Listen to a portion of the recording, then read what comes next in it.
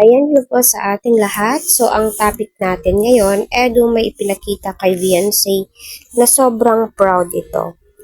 No, alam naman po natin kung gaano kasipag si Edu at kahit si Kalinga Prab ay mapapabilib po talaga sa kasipagan ng kanyang pinsan. At kita naman po natin yung hard work po ni Edu simula pa po nung una.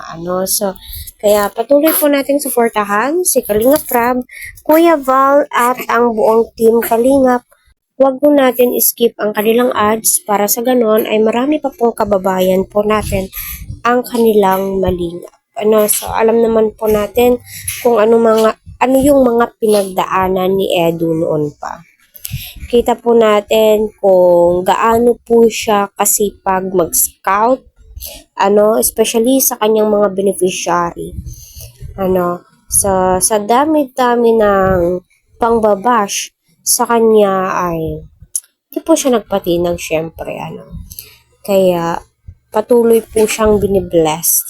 At ayun, i-flex niya kay Beyonce ang kanyang silver play button, no, na galing po kay YouTube.